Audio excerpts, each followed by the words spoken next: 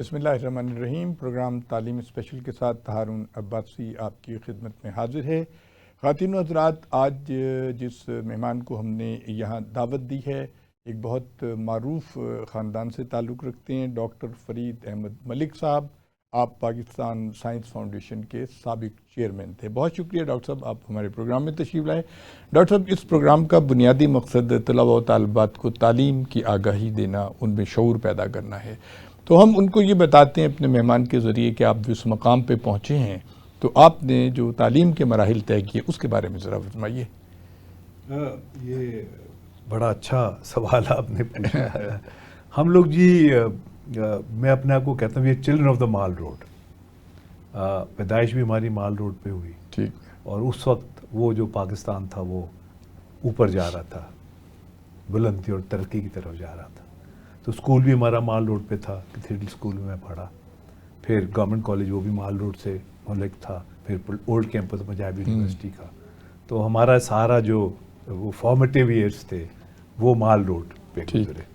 تو اس زمانے میں بہترین استاد تھے، تعلیم کا معیار بہت اچھا تھا اور بہت تعلیم کو سیریسلی لیا جاتا تھا. اور فوکس یہ تھا کہ ہم نے پاکستان کو بنانا، چلانا اور ترقی کی طرف لے جانا. تو یہ رجحان تھا. سبحان اللہ. تو میں نے بی ایس سی انجینئرنگ کی پنجاب یونیورسٹی سے. اچھا. اور پھر میں نے ماسٹرز اور پی ایچ ڈی امریکہ سے کی. اچھا. یہ ہے میرا تعلیمی تو سفر. آپ امریکہ تشریف لے گئے. جی. یہ آپ بتائیے جو مائنز اور یہ جو ہے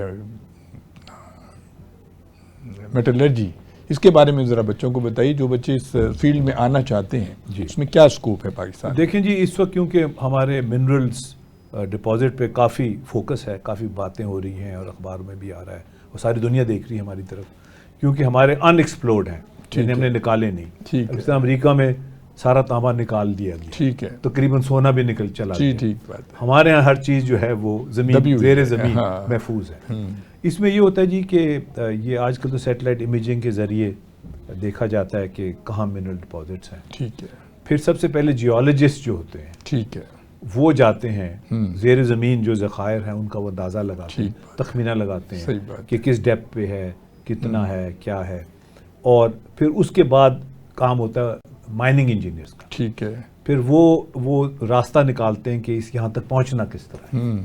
تو اس کے بعد پھر میٹلرجی کے لوگ آتے ہیں جو میں ہوں میٹلرجسٹ، کہ اس کو پھر ہم نے کس طرح ریفائن کرنا ہے، کس طرح قابل استعمال بنانا ہے. تو یہ ایک چین ہے فرام ان کی ڈیٹیکشن سے، ایویلیویشن سے اور یہاں تک. تو یہ ایک پوری چین ہے. اور ہمارے یہاں یہ بڑی کمزوری رہی ہے کہ ہم لوگ چین بنانے میں کامیاب نہیں ہو سکے. یہ ہماری بڑا مسئلہ ہے. اگر چین بن جائے تو ہمارے بالکل سارے مسائل. بالکل. اچھا ڈاکٹر صاحب، یہ بتائیے کہ ہمارے ہاں یعنی دنیا میں جتنی قوموں نے ترقی کی، جو ممالک بہت آگے گئے، انہوں نے ٹیکنالوجی پہ بہت توجہ دی. ہمارے یہاں سائنس کی تو بہت بات ہوتی ہے لیکن ہم نے ٹیکنالوجی کو جو ہے ایک طرح سے اگنور کیا ہوا ہے. تو آپ کیا سمجھتے ہیں کہ ٹیکنالوجی کی اہمیت پہ بات کیجیے آپ ذرا. بہت ضروری ہے جی، اور آپ نے یہ بڑا اچھا نقطہ نکالا. میں جب چیئرمین بنا سائنس فاؤنڈیشن کا جی تو اس وقت کچھ 750 پروجیکٹس سائنس فاؤنڈیشن نے فنڈ کیے تھے. ٹھیک ہے. سائنس فاؤنڈیشن جو ہے یہ ریسرچ پروجیکٹس کو فنڈنگ کرتی ہے تاکہ ریسرچ ہو، سوشل اکنامک ڈیولپمنٹ ہو. تو میں نے 2 سوال پوچھے اپنے جو وہاں لوگ کام کرتے تھے.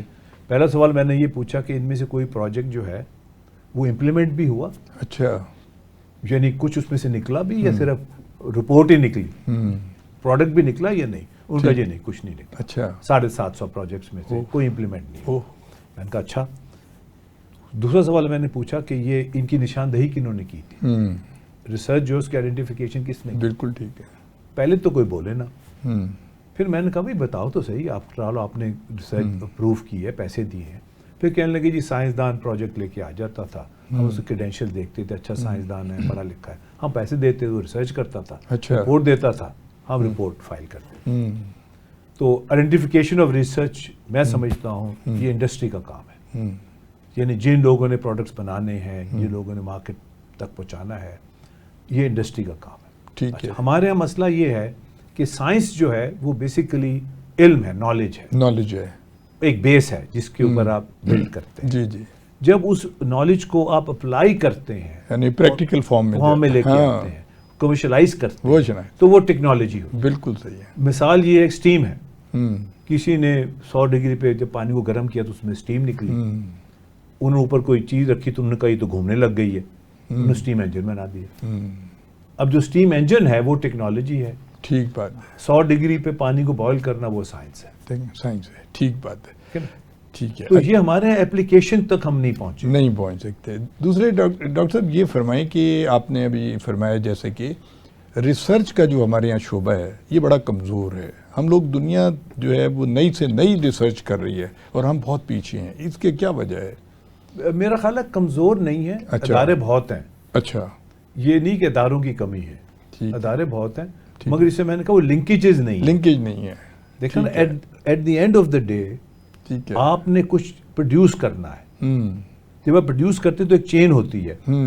دیکھیں وہ میں ایک سبجیکٹ پڑھاتا ہوں نیو پروڈکٹ ڈیولپمنٹ, تو میں کہتا ہوں it's a journey from romance to finance. ٹھیک ہے.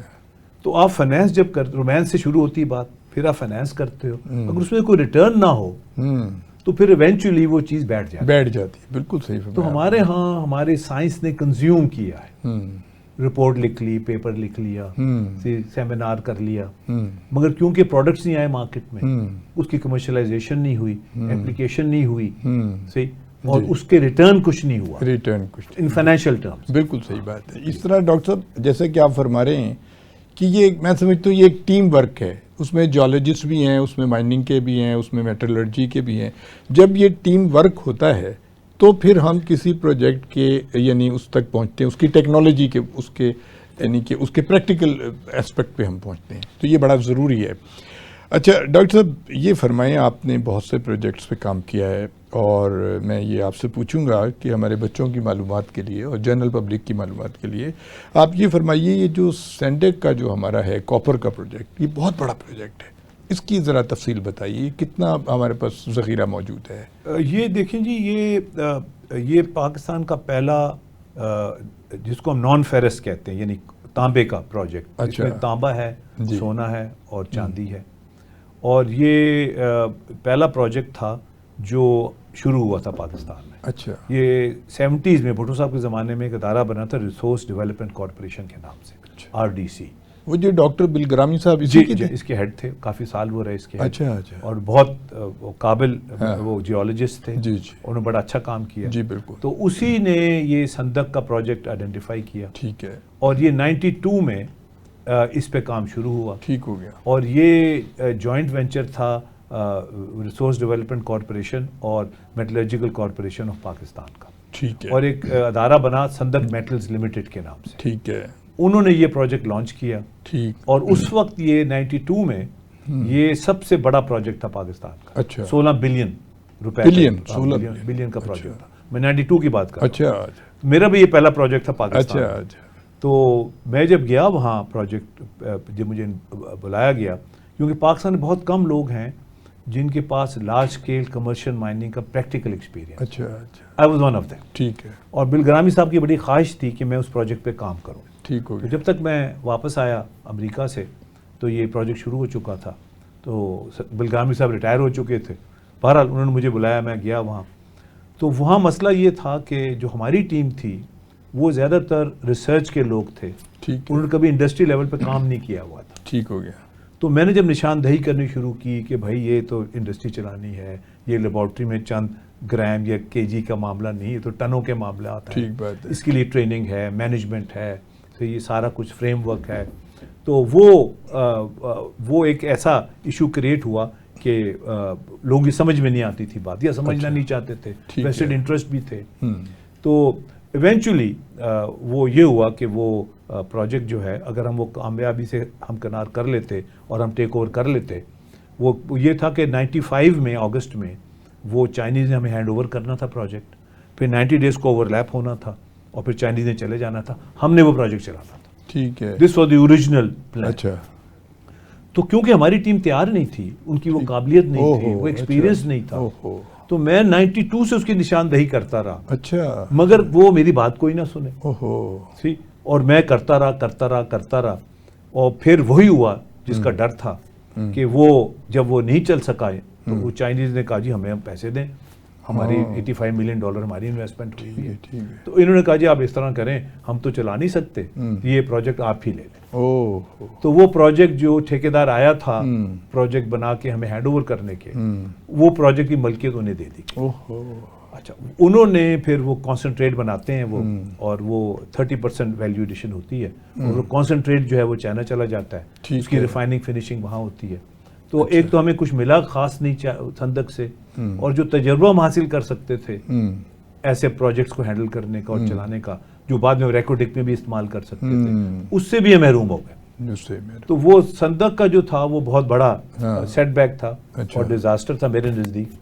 اور میں نے بہت لکھا اس پہ, ہر لیول تک گیا, میں کہنے سمجھانے کی کوشش کی, اور پھر تنگ آ کے میں نے اخبار میں آرٹیکل بھی لکھ دیے. اچھا, وہ میں نے آپ کو آرٹیکل بھی, ہاں وہ میں نے کہ جی خدا کا خوف کریں, سندک کے لیے کچھ کریں, اس کو بچائیں, اس پروجیکٹ کی کامیابی میں ہماری کامیابی ہے. اچھا, یہ سندک جو ہے یہ کس جگہ ہے اور کتنے ایریے میں یہ ہے؟ یہ جی یہ کوہ تافتان ہے, یہ پہاڑی ایک رینج ہے جو ایران اور ہمارے درمیان ہے. اچھا, اس میں بہت منرل ڈپازٹس ہیں. اچھا, اور یہ پھر آل دا وے جاتا ہے کے پی کے اندر اور وہاں تک وزیرستان تک جاتا ہے. وزیرستان میں بھی تانبا نکل رہا ہے. اچھا, اور ادھر ایران والی سائڈ پہ وہ کافی عرصے سے وہ سرچشم مائن ہے ان کی, تو وہ تانبا نکالتے بھی ہیں, ریفائن بھی کرتے ہیں اور استعمال بھی کرتے ہیں. یعنی وہ کمپلیٹ انہوں نے پروجیکٹ لگایا ہوا ہے. ہمارے جو سندک کا پروجیکٹ لگا, اور ریکوڈپ کی بھی یہی ہم نے ایگریمنٹ کیا ہے کہ ہم فنش پروڈکٹ تک نہیں پہنچیں گے, ہم کانسنٹریٹ بنا کے اس کو باہر جانے دیں گے, جس کے میں اگینسٹ ہوں ان پرنسپل. اچھا, ریکوڈنگ کی آپ بات کر رہے ہیں, یہ تو گولڈ ہے نا, وہاں پہ سونا ہے, تانبا بھی ہے. تانبا بھی ہے. یہ تانبے کے ساتھ گولڈ بھی ہوتا ہے اور تھوڑی چاندی بھی ہوتی ہے. اچھا, یہ کتنا ایریا ہے اور کتنا نکل سکتا ہے, یعنی کتنے اونس میں آپ دیکھتے ہیں سونے کو؟ تو خاص طور پہ کتنے ملین؟ 23 ملین اونس سونا ہے. اچھا, ریکوڈک میں. اچھا, اور اس کے اب آپ اندازہ لگا لیں کہ اس وقت جو 3 لاکھ روپے پلس آؤنس ایک سونا, وہ تولہ, ہمارا تو تولے سے حساب ہوتا ہے, تو یہ کافی ویلیوبل سونا ہے. اور اگر جو ہم نے ایگریمنٹ اب کیا ہے, نالائکی اور وہ جو ایگریمنٹ خراب ہوا تھا اور مقدموں کے بعد جو سیٹلمنٹ ہوا ہے, 50% ہمارا ہے اس میں اسٹیک, 50% جو ہے بیرک گولڈ کا ہے, 50% پارٹنرشپ ہے. جو 50% ہمارا ہے اس میں 25% بلوچستان گورنمنٹ کا ہے, 25% فیڈرل گورنمنٹ کا. بلوچستان کا 25%؟ ہاں, اور 25% فیڈرل گورنمنٹ. اچھا, تو اب وہ یہ ہے کہ میرا کنٹینشن یہ ہے, کیونکہ سندک میں ہمیں کچھ نہیں ملا, اور ہمیں اپنا جو کانسنٹریٹ ہے 50%, اس کو ہمیں باہر نہیں جانے دینا چاہیے, ہمیں اس کو روکنا چاہیے. کم از کم جو سونا اور چاندی کا کمپوننٹ ہے وہ ہمیں یہاں ریفائن کرنا چاہیے. اچھا, وہ یہاں سے جو نکال کے لے جاتے ہیں پھر وہاں جا کے اس کو وہ ریفائن کرتے ہیں, ریفائن وہاں ہوتا ہے. اچھا, یہ فرمائیے کہ پہلے جہاں تک مجھے یاد پڑتا ہے یہ پہلے کینیڈین کمپنی کو دیا گیا تھا ٹھیکہ.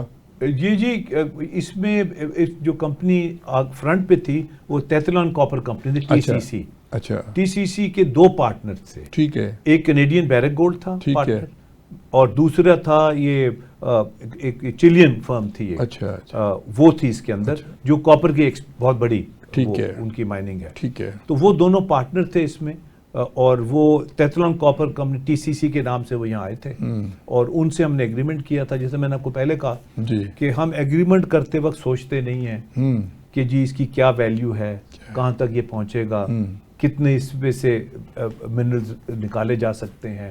صحیح, اس وقت ہم ایگریمنٹ کرتے وقت سوچتے نہیں ہیں.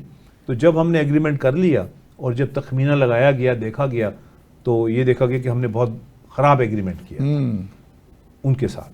تو اس میں یہ تھا کہ وہ 75% ان کا تھا, 25% ہمارا تھا. بہت لاپ سائڈڈ ایگریمنٹ.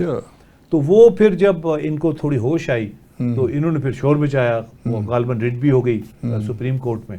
تو میں اس وقت کیونکہ چیئرمین تھا سائنس فاؤنڈیشن کا, تو میں نے کوشش کی کہ ہم کو مڈل آف دا روڈ اس میں سے نکالیں, کو نیگوشیٹ کریں, اور جو ہمارا حصہ بنتا ہے اس کو ہم بڑھائیں, اور اپنا جو کانسنٹریٹ ہے اس کو ہم باہر نہ جانے دیں تاکہ اس کو ہم ویلیو ایڈیشن کر سکیں. تو وہ بھی ہو سکتا تھا, لیکن جب آپ نے ایک ایگریمنٹ کیا ہے تو آپ اس کو پھر ایک طریقے سے امپروو کر سکتے ہیں. اور یہ سب تیار تھے. میں پھر وہاں بھی گیا, کینیڈا بھی گیا, اس سے نیگوسیشن بھی کی. پھر ہم نے یہ کوشش کی کہ سارے جو ہیں پلیئرز جو ہیں وہ دبئی میں میٹنگ کر کے اس کو سیٹل کر لیں.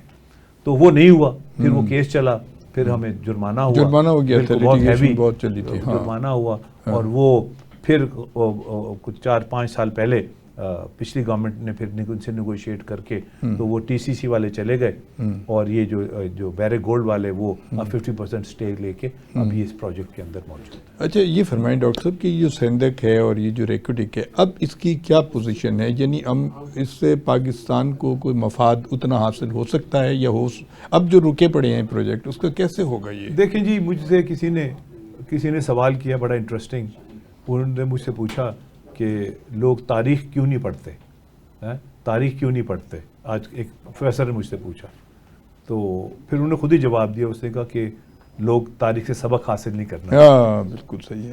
تو جو قومیں جو ترقی کرتی ہیں وہ اپنی تاریخ سے سیکھتی ہیں۔ ٹھیک بات ہے۔ جو سندھ میں ہم نے غلطیاں کی وہ ہمیں ریکوڈک میں نہیں کرنی چاہیے۔ اچھا۔ اور غلطی یہ ہے کہ جو کانسنٹریٹ ہے جس میں تانبا بھی ہے، سونا بھی ہے، چاندی بھی ہے، وہ جو ہمارا حصہ ہے وہ ہمیں ٹیک اوور کرنا چاہیے اور وہ ہمیں خود فنش کر کے اپنی ریکوائرمنٹس پوری کرنی چاہیے۔ ہمارے پاس تانبے کی بھی ہمیں ضرورت ہے، ہمیں سونے کی بہت ضرورت ہے، بالکل ضرورت ہے، اور چاندی کی بھی ہے۔ اچھا، جو تانبا ہے اس کو ریفائن کرنے کے لیے بجلی کی کافی کھپت ہوتی ہے۔ اب کیونکہ سندک اپنا تھر میں سستی بجلی بھی بن رہی ہے تو ہم یہ جو کانسنٹریٹ کو ہے ریفائن تھر کے اندر بھی کر سکتے ہیں سستی بجلی کے ساتھ۔ وہ جو آپ سونے کی بات کر رہے ہیں تو وہ ایک تو سونا وہ میٹل ہوتا ہے اور ایک وہ پوری قوم سوئی پڑی ہے، ویسے بھی سونا تو ہمیں ویسے ہی بڑا پسند ہے۔ اچھا ڈاکٹر صاحب یہ فرمائیں کہ یہ جو نہیں، قوم نہیں سوئی پڑی، آپ قوم پہ نہ ڈالیں۔ اچھا نہیں یہ وہ بلکہ میں کہتا ہوں ڈسپائٹ ایوری وی ہیو سروائیوڈ۔ ٹھیک، تو قوم کا دیکھیں یہ بھی کلیئر کر دیں، نوجوان لوگوں کو یہ چیز پتہ ہونی چاہیے تاکہ وہ مایوس نہ ہو۔ ٹھیک ہے۔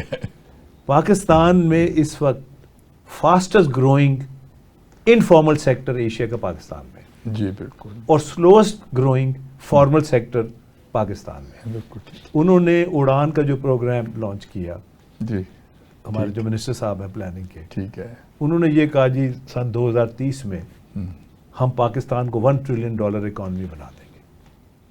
میں نے پھر آرٹیکل بھی لکھا، ٹھیک ہے، میں نے کہا we are already $1 trillion economy, اچھا آج بھی ہیں ہم، اچھا، میں دعوے سے ہی بات کہہ رہا ہوں، بڑی بات ہے، ہم آج بھی $1 ٹریلین اکانومی ہے۔ ٹھیک ہے، اگر ہم اپنی ڈاکومنٹیشن ٹھیک کر دیں، ڈاکومنٹیشن چور بازاری ختم کر دیں، ختم، رشوت بازاری انسپیکٹروں کی ختم یہ کر دیں، بالکل ٹھیک ہے، تو اگر لوگ ویلنگلی ڈاکومنٹ ہو جاتے ہیں تو ہم کل $1 ٹریلین اکانومی بن گئے۔ سبحان اللہ، تو 2030 کی انتظار کی ضرورت نہیں ہے، بالکل، ہم وی آر $1 ٹریلین اکانومی۔ بالکل۔ جی خواتین و حضرات، آپ ڈاکٹر فرید احمد ملک صاحب کی گفتگو سن رہے ہیں، ایک وقفے کے بعد دوبارہ حاضر ہوتے ہیں۔ جی خواتین و حضرات، آپ ڈاکٹر فرید احمد ملک صاحب کی گفتگو سن رہے ہیں، آپ سابق چیئرمین ہیں پاکستان سائنس فاؤنڈیشن کے۔ ڈاکٹر صاحب آپ نے ذکر کیا ریکوڈک کا اور آپ نے سندک کا ذکر کیا، اب ہم آتے ہیں یہ جو ہمارا تھر کول ہے، یہ ایک بہت بڑا خزانہ ہمارے پاس ہے جو دنیا کے میرا خیال ہے بڑے خزانوں میں سے ایک ہے، اس کے بارے میں ذرا آپ ہمارے اسٹوڈنٹس کو بتائیے کہ اس کی کیا پوزیشن ہے، اس وقت کیا ہے؟ یہ جی سن 2004 میں جی جب انرجی کرائسس ہمارا نمودار ہوا تو ایک کمیٹی بنی، انرجی فورسائٹ کمیٹی، جی، مجھے اس میں شامل کیا گیا کول کے حوالے سے کیونکہ میری مائننگ کی بیک گراؤنڈ تھا، تو انہوں نے مجھے رسپانسبلٹی دی کہ جی ہم جو ویریس آپشنز دیکھ رہے ہیں انرجی کا، کولے پہ آپ ٹھیک ہے، کو کریں۔ تو میں نے کولے پہ کام شروع کیا، ٹھیک ہے، تو میں نے جتنے لوگ کولے کا کام کر رہے ہیں ان کو میں نے اسلام آباد بلایا، میٹنگ ہوئی، سب نے یہ کہا جی سب سے بڑا جو ڈپازٹ ہے وہ تھر کا ہے، 175 بلین ٹن کولا ہے، یہ دنیا کے one of the largest deposits میں ہے۔ یعنی پھر بھی مطلب کتنا ہے اماؤنٹ وہ بتائیے؟ 175 بلین ٹن، 150 بلین ٹن، ہاں، کوئی 1000 کلومیٹر پہ یہ پھیلا ہوا ایریا ہے۔ تو سب نے یہ کہا کہ جی اصل جو چیلنج ہے وہ مائننگ کا ہے، ٹھیک ہے، اگر ہم یہ کولا نکالنے میں کامیاب ہو جاتے ہیں ٹھیک ہے، تو ہمارا انرجی کرائسس ہم ریزالو ختم کر ہو سکتے جائے گا، ہیں۔ ٹھیک ہے، تو میں نے 2004 میں اس پہ کام کرنا شروع کیا، 2005 میں میری ٹرم ختم ہو گئی ایز چیئرمین سائنس فاؤنڈیشن اور میں لاہور آ گیا۔ ٹھیک ہے، پھر میں نے سوچا، میں نے کہا یار پاکستان میں کام شروع تو بہت ہوتے ہیں مگر اختتام پذیر نہیں ہوتے، منزل تک نہیں پہنچتے، اور اگر میں نے اس کو چھوڑ دیا تو یہ رہ جائے گا۔ ٹھیک ہے، تو آئی took it upon my self کہ میں اس پہ کام کرتا رہوں گا۔ ٹھیک ہے، تو 2004 سے لے کے 2018 تک 14 سال لگے کولا نکالنے میں۔ اچھا، اس میں بے شمار رکاوٹیں، ٹھیک ہے، ویسٹڈ انٹرسٹ، امپورٹ لابیز، کوئی کہے جی کولے کی کوالٹی ٹھیک نہیں ہے، کوئی کہے جی مائننگ نہیں ہو سکتی، کوئی کہتا جی کولے کے اوپر اس میں پانی ہے، پولوشن کا مسئلہ بھی لوگ کہتے تھے کہ پولوشن بھی ہو جائے گی. ہاں پولوشن کا ایشو، وہ بھی ایشو آ گیا تھا. اور پھر کوئی آ گیا سائنسدان کہ جی میں نیچے گیس بنا دوں گا، 2-4 سال وہ کھا گئے. بہرحال کرتے کراتے وہ 2018 میں کولا فائنلی نکلا اور اس سے بجلی بننی اب شروع ہو گئی ہے. ٹھیک ہے، کوئی 5000 میگا واٹ کے قریب بجلی بن رہی ہے اپنے کولے سے، جس کی قیمت ہے کوئی 8 روپے پر یونٹ پڑتی ہے. پھر اب نیکسٹ اسٹیپ تھا جو آپ نے پولوشن کی بات کی. میں پرسنلی کولا جلانے کے فیور میں نہیں ہوں. ٹھیک ہے. پھر ہم نے اس پہ گیسیفیکیشن پروجیکٹ شروع کیا سندھ گورنمنٹ کے ساتھ مل کے. اچھا، اب ہم نے اس کو گیسیفائی بھی کر. وہ جو سندھ ایگرو کول کمپنی بنی تھی وہ کولا نکالتے ہیں. اچھا، کولا نکالتے اس سے وہ مائننگ کمپنی ہے. اچھا، وہ مائننگ ہے، پبلک پرائیویٹ پارٹنرشپ کی مائننگ کمپنی ہے، بڑا اچھا وہ چل رہی ہے. جی، وہ کولا نکالتے ہیں، اسے بجلی بن رہی ہے. ٹھیک ہے، انہی سے ہم کولا لیں گے، اس سے ہم نے گیس بنانی ہے. ٹھیک ہے، تاکہ ہمیں ایل این جی نے امپورٹ کرنی پڑے. ٹھیک ہو گیا. کیونکہ اس وقت ہم تقریباً $2 بلین کی ایل این جی امپورٹ کرتے ہیں. ٹھیک ہے، $2.2 بلین کولا بھی امپورٹ کرتے ہیں. اچھا، 175 بلین ٹن کونے کے ہونے کے باوجود. کمال. یہ بھی خوب ہے. تو تھر کا جو کولا ہے، جی، اور میں نے اس پہ کافی پیپر بھی لکھے ہیں اور سب کچھ ہے، اس سے ہم اپنے سارے انرجی نیڈز پوری کر سکتے ہیں. ٹھیک ہے. اب ایک پروجیکٹ فوجی فرٹیلائزر والے کر رہے ہیں کہ وہ کولے سے گیس بنائیں گے تھر میں، اس سے فرٹیلائزر بنائیں گے. ٹھیک ہے. They are already working on this. ہم کام کر رہے ہیں اس پہ کہ اس سے ہم نیچرل گیس بنائیں اور پائپ لائن کوالٹی گیس. اچھی بات ہے، اس پہ کام ہو رہا ہے. ٹھیک ہے.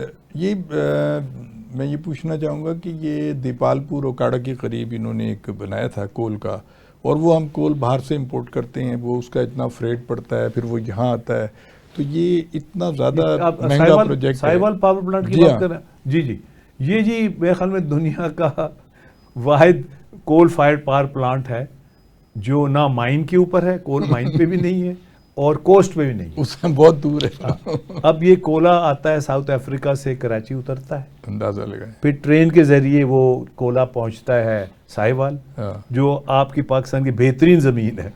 وہ خراب کرتا ہے، پولوشن کرتا ہے، کولا جلاتا ہے. اور یہ بالکل بے تکا ہے. میرا اس وقت کافی میں نے اس کو اپوز بھی کیا، میری بلکہ گرمی سردی بھی اس وقت کے جو حکمران تھے، اب دوبارہ حکمران ہے آج کل، تو اور میرا یہ پریڈکشن یہ ہے کہ یہ جو پلانٹ ہے یہ ایونچولی تھر شفٹ ہو جائے گا، کیونکہ اس کا یہاں ہونے کا کوئی تک نہیں ہے. اور یہ پلانٹ کو شفٹ کرنا اتنا مشکل کام نہیں ہے، کیونکہ آپ ماڈیولر ہوتا ہے یہ، آپ فاؤنڈیشنز پور کرتے ہیں اور یہ باقی جو اوپر کی چیزیں ہیں اوپر لا کے رکھ دیتے ہیں، تو آپ کا پلانٹ ٹرانسفر ہو جاتا ہے. ٹھیک ہے. اور اس کو 2 سٹیپ میں ہوگا. پہلے تو یہ کہ اس کے برنر کو آپ کنورٹ کریں گے ٹو تھر کول، کیونکہ برنر ڈیزائن ہوتا ہے کولے کے مطابق، اور دوسرا اس کو آپ یہاں سے اٹھا کے تھر میں لے جائیں گے جہاں کولا ہے. اچھا. بلکہ پیچھے میں اخبار میں پڑھ رہا تھا، بڑے انٹرسٹنگ فیکٹس آتے ہیں جی. ایک وہ کہہ رہے تھے ساہیوال والے کہ جی ریلوے کی بوگیز نہیں ہے، ہمیں کولے کی شارٹیج ہو رہی ہے. پھر پیچھے کی انکوائری ہوئی کہ بہت مہنگا کولا خریدا گیا ہے، اور جو تھر میں بجلی بن رہی ہے وہ 8 روپے پر یونٹ پڑ رہی ہے، یہ 80 روپے یونٹ پڑ رہی ہے. اندازہ لگا. یہ اتنی برین چائلڈ کس کا ہوتی ہے؟ کون لوگ ہوتے ہیں جو یہ ملک دشمنی ہے؟ یہ تو سراسر بہت زبردست ملک دشمنی ہے نا، بہت زبردست ملک دشمنی. بلکہ میرا خیال ہے اپنے ذاتی انٹرسٹ کے لیے آپ اس میں، بلکہ آپ تو ملک دشمنی کی بات کر رہے ہیں، میرا تو خیال ہے یہ خودکش حملہ ہے ملک کے اوپر. صحیح بات ہے، بالکل صحیح بات ہے. ملک دشمنی تو ایک نرم چیز ہے. جی میرا تو خیال ہے یہ خودکش حملہ ہے. بالکل. اور ڈاکٹر صاحب آپ دیکھیے کہ اللہ تعالیٰ نے پاکستان کو ایسی نعمتوں سے نوازا ہے کہ جس کی حد کوئی نہیں ہے. ہمارے پاس سب کچھ موجود ہے، صرف ہمارا دماغ نہیں کام کرتا کہ ہم ایسے پالیسی بنائیں کہ ہم اس سے فائدہ اٹھائیں. اب میں ایک اور پروجیکٹ پہ بات کروں گا، کالا باغ، اور جو لارجسٹ تھوڑا سا دماغ کام کرتا ہے. جی، دماغ ہمارا کام کرتا ہے جی، یہ بات نہیں ہے جی، اور لوگ بہت اچھے کام کرنے والے بھی ہیں، لیکن مگر رکاوٹیں بہت 78 سالوں میں آؤٹ پٹ رکاوٹیں بہت ہیں. جی. دیکھیں اب میں نوجوان نسل کو خاص طور پہ، آپ نے کیونکہ اچھا دیکھیں رکاوٹیں بہت ہیں. جی، ہم وہ رکاوٹیں ختم کرنے میں کامیاب نہیں. تو رکاوٹیں ہیں. ہاں، اصل بات مسئلہ پاکستان اس کی سرزمین یا اس کے ریسورسز کا نہیں ہے، وہ تو ہے، وہ تو مالا مال ہے، ان رکاوٹوں کا ہے. جی بالکل. 56 وہ تھی قومیں جن کو کالونائز کیا گورے نے، 56. جی. And all of them are in trouble. کسی نے ترقی نہیں کی. اب وہ ریسرچ کر رہے ہیں ڈی کالونائزیشن پہ کہ یار یہ تو ہماری مصیبت ہی پڑ گئی ہے، دنیا کے لیے مصیبت پڑ گئی ہے، اب وہ ڈی کالونائزیشن پہ وہ ریسرچ کر رہے ہیں۔ ایک ملک ہے دنیا کا جو آزاد ہوا ان سے، اور وہ امریکہ ہے۔ ٹھیک، وہ اس لیے آزاد ہوا کہ جس دن انہوں نے آزادی حاصل کی انہوں نے انگریز کی ہر چیز ختم کر دی۔ بالکل، انہوں نے کہا جی آج کے بعد انگریز کی کوئی چیز امریکہ میں لاگو نہیں ہو۔ بالکل ٹھیک، اگر وہ گاڑی چلاتے تھے لیفٹ میں، ہم رائٹ پہ چلیں، وہ کلر اسپیل کرتے ہیں CLOUR، ہم COLOR کریں گے، ہم کیوں ڈالیں اس کو؟ ساری فائلیں جلا دیں، سارے قوانین چینج کر دیے۔ ٹھیک بات ہے۔ ابھی پیچھے دفعہ 144 لگا ہوا تھا جو 5 تاریخ کا وہ تھا، تو میں نے پوچھا کچھ اپنے، میں نے کہا یہ جو دفعہ 144 ہے یہ کب انیکٹ ہوا تھا؟ پتہ یہ چلا یہ 1889 میں یہ گورے نے یہ ایکٹ پاس کیا تھا، دفعہ 144 کا۔ یعنی آپ اپنے خیالات کا اظہار بھی نہیں کر سکتے پبلک میں آ کے، یہ ابھی تک وہ قانون چل رہا ہے۔ بالکل ہے، ابھی تک انگریز کے بنائے ہوئے، ہمارا سارا عدالتی نظام جو ہے وہ انگریز کا بنایا ہوا ہے۔ اچھا، میں آپ سے یہ پوچھنا چاہوں گا کہ کالا باغ جو ہے یہ لارجسٹ ہمارے پاس ڈپازٹ ہے اور کا، اس کے بارے میں بتائیے ذرا۔ دیکھیں جی، ایک تو میں وہ بھی بتاتا ہوں کچھ۔ کالا باغ بیچارہ جو ہے وہ اس کی کوئی لگتا ہے کہ اس کی کوئی قسمت اتنی اچھی نہیں ہے ڈیم کے وہی میں کہہ رہا ہوں، کالا باغ جب آ جاتا ہے تو وہ تکمیل تک نہیں پہنچتی، ڈیم بھی نہیں پہنچا، نہیں بننا۔ اور یہ سب سے بڑا ڈپازٹ ہے ہمارا کالا باغ۔ جی بالکل۔ اور ان دا ڈیکیڈ آف 60s اس سے باقاعدہ لوہا بنایا گیا۔ یہ ایک سالٹ گٹزر پروسیس تھا جرمنی کا، انہوں نے گاڑیاں بھی بنائی اس سے، اور اس وقت یہ تھا کہ یہ اس یہاں اسٹیل مل لگے گی اور اس سے یہ ہم لوہا بنائیں گے۔ پھر یہ ہوا کہ وہ سم ہاؤ وہ سارا جو پروجیکٹ تھا وہ ختم کر دیا گیا، اور وہ ہم بغیر اسٹیل کے، we were the only developing country in Asia جس نے اسٹیل ملیں لگائی۔ پھر 70s میں آ کے ہم نے اسٹیل مل لگائی بھٹو صاحب کے زمانے میں کراچی میں، آن امپورٹڈ ٹھیک ہے آئرن اور اینڈ امپورٹڈ کول، اور اس لیے کراچی میں لگائی تھی کیونکہ تاکہ ٹرانسپورٹیشن آسان ہو۔ مگر پلان یہ تھا کہ ایونچولی ہم کنورٹ کریں گے ٹو آر اون ڈپازٹس، جس میں کالا باغ بھی ہے، یہ اپنا چنیوٹ بھی ہے، اپنا اور بھی 2-3 ڈپازٹس ہیں اچھے، اور اس کو ہم کنورٹ کریں گے، مگر ہم نے کنورٹ بھی نہیں کیا۔ اچھا، جو یہ وہ ہے کالا باغ کی اور ہے، یہ لو گریڈ اور ہے۔ اچھا، تو اس کو ہم نے، جب میں سائنس فاؤنڈیشن میں تھا تو مجھے PM ہاؤس سے فون آیا کہ جی اس کا کچھ ہو سکتا ہے، اس کو ریوزٹ کریں۔ تو پھر ہم نے ریوزٹ کیا، اور ہم نے یہاں PCSIR کا جو ان کا منرلز سینٹر ہے ان کے ساتھ ایک پروجیکٹ کیا، تو اس کو ہم نے اپ گریڈ کیا پھر، اور ہم نے جو اس کی جو لو گریڈ آئرن اور تھی اس کو ہم 80-85% تک لے آئے، اور اس سے پھر یہ کہ ہم ایز اے اسکریپ اس کو استعمال کر سکتے ہیں۔ ٹھیک ہے، تو یہ ہو سکتا ہے، بالکل قابل استعمال اس کو بنایا جا سکتا ہے۔ اچھا، مگر جو بہترین ہمارے ڈپازٹ ہے وہ چنیوٹ کا ہے جو بالکل تیار ہے۔ یہ کتنے علاقے میں کتنا ہے، مطلب اس کی بتا سکیں گے مقدار کتنی ہے ہمارے پاس؟ یہ جی یہ مجھے ایگزیکٹ اماؤنٹ تو نہیں پتا، مگر یہ میرا خیال ہے کوئی 20 سے 30 ملین ٹن تو ہوگا۔ اچھا، کافی کولا ہے، اور بڑا اسیسیبل ہے۔ اچھا، یعنی اس کو نکالنے کا کوئی خاص مسئلہ نہیں ہے۔ اچھا، جو یہ چنیوٹ والا کولا ہے، وہ چنیوٹ والا جو آئرن اور ہے وہ آئرن اور ہے باہر، اس میں تانبا وانبا نہیں ہے، اٹس اے میٹل آئرن اور، آئرن کا ڈپازٹ۔ اچھا، وہ مس کنسیپشن تھی کہ جی وہ خام خواہ وہ شعبدے بازی تھی،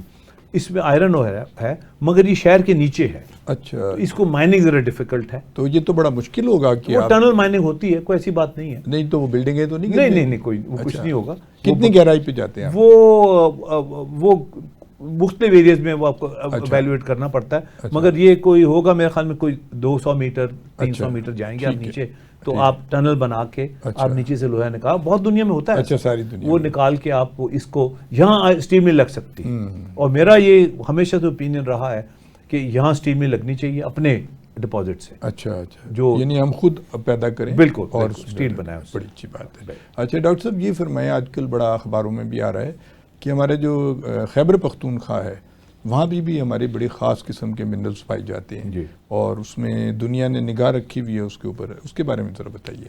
ہاں جی، یہ تانبا تو وزیرستان میں نکال رہے ہیں جی، تانبا نکل رہا ہے وزیرستان میں، اور سونا بھی ہے اس وقت۔ وہ جو کافی جگہ پہ سونے کی تلاش ہوئی ہے، مجھے یاد ہے میں 2004 میں چترال گیا، تو وہاں آغا خان کا کافی ان کا سیٹ اپ ہے. تو وہ مجھے کہنے لگے کہ جی یہاں لوگ جو ہیں وہ پیننگ سے نا دریا میں سے سونا نکالتے ہیں. ایک پیننگ ٹیکنیک ہوتی ہے کہ آپ وہ پانی کو ایک پین سا ہوتا ہے اس سے گزارتے ہیں تو سونا کیونکہ تھوڑا ہیوی ہوتا ہے تو وہ بیٹھ جاتا ہے. تو وہاں کئی ایسے لوگ ہیں جو دریا میں سے سونا نکالتے ہیں. میں نے ڈاکٹر صاحب وہاں پہ دیکھا دریائے سوات میں لوگ نا جیسے ململ کی چادریں سی ہوتی ہیں وہ اس میں وہ میں نے اس سے پوچھا یہ کیا کر رہے ہو؟ وہ کہتا ہے جی اگر سارا دن میں ایک تولہ بھی آ جائے ہمارے پاس تو ہمارے 2-2.5 لاکھ مسئلہ کوئی یعنی دریا میں اس کا مطلب اتنا ہے سونا. بالکل یہ پہاڑوں سے آ رہے ہیں. ہاں یہ پہاڑوں سے جب آتے ہیں جی جی تو یہ لے کے آتے ہیں. یہ اس کو فائن گولڈ کہتے ہیں. ٹھیک ہے. یہ فائن گولڈ پہاڑوں سے آتا ہے. اس وقت زیادہ دنیا میں فائن گولڈ ہی رہ گیا ہے. تو وہ وہاں پیننگ سے چترال میں نکالتے تھے. تو انہوں نے مجھے کہا آغا خان والوں نے کہ جی آپ یہاں کورسز کرائیں ان کو تاکہ یہ پیننگ کر سکیں. میں نے کہا یار میں چیئرمین ہوں سائنس فاؤنڈیشن کا, اگر میں نے ان کو پیننگ ہی کرنا سکھانا ہے تو یہ تو آپ بھی سکھا سکتے ہیں. ہم پوری لیبارٹری بنائیں گے گولڈ کی میٹلرجی کی. Why only panning? دیکھو نا بڑی ٹیکنیکس ہیں گولڈ کو نکالنے کی, کئی اور بھی ٹیکنیکس ہیں. ایملگمیشن ہے, مرکری سے نکالتے ہیں لوگ, اور بھی کئی طریقے ہیں. ولفے ٹیبلز ہیں, سلوز باکسز ہیں, پیننگ ہے. تو ہم کا پورا ہم ایک آرگنائز طریقے سے. اور آغا خان صاحب ان کے ساتھ میری بات چیت چل رہی تھی کہ اگر میری ٹرم اور ایکسٹینڈ ہوتی تو میرا یہ پلان تھا کہ وہاں ہم ایک گولڈ میٹلرجی کی لیبارٹری بنائیں, اور پشاور میں جو انجینئرنگ یونیورسٹی ہے وہاں تانبے کی, کاپر کی بنائیں, کیونکہ وزیرستان میں کاپر بھی ہے. تو ہم نے یہ ان چیزوں کو ایکسپلائٹ نہیں کیا. اس وقت بھی جو آپ کا جو یہ ریور بیڈ ہے انڈس کی, اس کے نیچے بھی سونا ہے. اچھا, اس وقت کافی کام ہو رہا ہے اس کے اوپر. اچھا ڈاکٹر صاحب میں نے ایک دفعہ ایک پتھر ایک آدمی نے مجھے دکھایا تھا, اس پہ نا سونے کے باریک باریک باریک باریک اس پہ تھے ذرات تھے. تو اس پتھر میں سے ریفائن کرنے کے لیے ہمارے پاس ٹیکنالوجی نہیں ہے کہ اس میں سے جب نکالیں گے آپ صفائی کیسے کریں گے؟ نہیں جی, اس پہ تو سب سے پہلے جب راک آتا ہے تو آپ اس کی کرشنگ اینڈ گرائنڈنگ کرتے ہیں. ٹھیک ہو گیا. جب کرشنگ اینڈ گرائنڈنگ کرتے ہیں تو وہ ذرات نشہ ہو جاتے ہیں, الگ ہو جاتے ہیں. اچھا, پھر 2-3 طریقے ہیں جو اگر تو آپ نے لیچنگ کرنی ہے. لیچنگ کا مطلب یہ ہے کہ آپ وہ اس میں نائٹرک ایسڈ میں اس کو ایکوریجیا ہوتا ہے, وہ ڈیزالو کر لیتے ہیں سونے کو. اچھا, تو آپ اس کو ڈیزالو کر کے سونے کو نکال سکتے ہیں اس میں سے, یا آپ ایملگمیشن کر سکتے ہیں اگر مرکری جو ہے وہ سونے کو کھینچ لیتی ہے. اچھا اچھا. تو یہ ساری دنیا میں جب سونے کی قیمت بہت ہوتی ہے تو لوگ مرکری کے ہاتھوں مارے جاتے ہیں, کیونکہ مرکری پوائزن ہے. وہ ایک دفعہ اگر آپ کے جسم میں گھس جائے وہ نکلتی نہیں ہے پھر. تو ایملگمیشن سونا جو ہے وہ مرکری پک اپ کر لیتی ہے, پھر اس کو شیموئز سے نکالتے ہیں, مرکری جو ہے وہ نکل جاتی ہے, سونا رہ جاتا ہے. تو بڑی ٹیکنیکس ہیں اس سونے کو نکالنے کی, اور یہ لوگ. اچھا ڈاکٹر صاحب, پلیٹینم جو ہے یہ بڑی مہنگی چیز, یہ کوئی ہے کہیں پاکستان میں پایا جاتا ہے کہیں؟ پاکستان میں ہے جی, پلیٹینم بھی ہے, تعداد تو ذرا کہنا مشکل ہے, مگر یہ ہے کہ کس علاقے میں ہو سکتا ہے پاسبل؟ یہ جو ریئر ارتھ میٹلز ہیں, یہ سارے جو ڈیفیکلٹ ٹو مائن میٹلز ہیں یہ پائے جاتے ہیں. تو یورینیم بھی ہمارے ہاں ہے جو ہم نے اپنے یوز کیا ہے اٹامک انرجی نے, وہ ہمارا اپنا لوکل یورینیم ہے. یہ انہوں نے اس کو مائن کر کے اور اس کو پھر انرچ کر کے استعمال کیا اس میں. تو یہ سارا ہمارے پاس ریسورسز بہت ہیں, مگر گیم پلان کوئی نہیں. گیم پلان کوئی نہیں. یہ ہے اصل کہ how to put the pieces together, اور یہی ٹیکنالوجی آپ کو بتاتی ہے. اور وہ میں تھوڑا یہ بھی ہاں عرض کر دوں, میں جب چیئرمین بنا سائنس فاؤنڈیشن کا تو اس وقت ہمارا جو پاکستان کی ایکسپورٹ ہے کوئی 20-22 بلین ڈالر کی ہے, ملیشیا کی ایکسپورٹ 200 بلین ڈالر کی ہے. تو مجھے بڑا تعجب ہوا, میں نے کہا یار ہم بڑے پڑھے لکھے لوگ ہیں, ہماری 20 بلین ہے ان کی 200 بلین ہے. تو میں ابھی ملیشیا گیا اسٹڈی کرنے. ہم جب آزاد ہوئے تو قائد اعظم رحمۃ اللہ نے, انہوں نے ویسٹ کا جو ویسٹ ماڈل تھا نا ڈیولپمنٹ کا, وہ اڈاپٹ کیا کہ ہم پہلے سائنس کریں گے, سائنس سے پھر ہم ٹیکنالوجی پہ پہنچیں گے, اور پھر انڈسٹری تک پہنچیں گے. یہ ماڈل ہم نے اڈاپٹ کیا. تو اس وقت قائد اعظم نے ڈھونڈنے کی کوشش کی کہ بیسٹ سائنٹسٹ کہاں ہیں انڈین اوریجن کے. تو doctor Rafi Chaudhry P H D کر کے آئے ہوئے تھے کیمبرج سے یا آکسفورڈ سے. تو ان کو پتہ چلا کہ جی یہ علی گڑھ یونیورسٹی میں پڑھا رہے ہیں. تو قائد اعظم نے اس کو خط لکھا رفیع چودھری کو کہ آپ پاکستان آ جائیں. تو رفیع چودھری پاکستان آ گئے, اور انہوں نے فزکس کی ایجوکیشن گورنمنٹ کالج میں شروع کی, اور پہلی high tension physics lab Asia کی انہوں نے بنائی. لاہور سیکریٹریٹ کے باہر ایک اونچی بلڈنگ ہے, اس کے اندر ہے, اور سارے جتنے بھی نیوکلیئر سائنٹسٹ سب ان کے شاگرد ہیں. وہاں سے بات شروع ہوئی. اچھا, پھر کوشش یہ تھی کہ ہم پہلے سائنس کریں گے، پھر اس سے ٹیکنالوجی کریں گے، پھر انڈسٹری تک پہنچیں گے. بٹ انفارچونیٹلی ہمارا سائنس کا سفر ہی ختم نہیں ہوا. ختم ہو گیا. اچھا وہ جو تھے نہیں، ختم ہی نہیں ہوا. اگر ختم ہوتا تو ٹیکنالوجی آ جاتی ہے. ختم ہی نہیں، وہی جاری ہے. یعنی رپورٹیں لکھو، پیپر لکھ دو، پروڈکٹ تک ہم انڈسٹری تک نہیں پہنچے. ملیشیا والے جو لوگ تھے ان کے پڑھے لکھے لوگ نہیں تھے. انہوں نے کہا جی ہم تو ریسرچ کر ہی نہیں سکتے، تو ہم اس طرح کریں گے، ہم انڈر لائسنس مینوفیکچرنگ کریں گے. ٹھیک ہے. اور پھر آہستہ آہستہ آہستہ آہستہ سائنس کی طرف جائیں گے. اب وہ ریورس آؤٹ، تو وہ پہلے پیسے کمائے انہوں نے، اب ان کے پاس پیسہ ہے، بہت امیر ملک، اب وہ ریسرچ کی طرف جائیں. بالکل. تو اب میں جب بھی وہاں جاتا ہوں تو مجھے کہتے ہیں جی ہمیں کوئی ریسرچر دے، ریسرچر بتائیں. ٹھیک، تو میں نے کہا جی ہمیں ٹیکنالوجیز دیں، آپ کو ہم ریسرچر دے دیتے ہیں.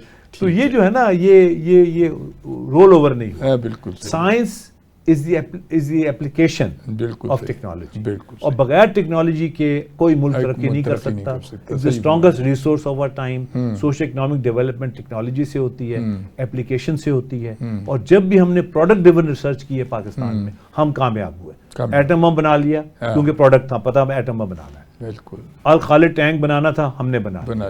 جہاز بنا لیا. تھنڈر، وہ JF تھنڈر جہاز تھا، وہ ہم نے بنا لیا کیونکہ پروڈکٹ صلاحیت تو بہت ہے، صلاحیت کی تو کوئی کمی نہیں ہے. اور ڈائریکشن تھا، ڈائریکشن صحیح ہو. پروڈکٹ ڈریون ریسرچ تھی کہ ہم نے یہ بنانا ہے، تو بنا لیا. تو اگر ڈائریکشن نہیں ہوگا، تو اگر ہم کہیں جی ہم نے خود کفیل ہونا ہے میٹلز میں، ہم آئرن، سونا، تانبا، چاندی میں خود کفیل ہونا ہے، ہم ہو جائیں گے.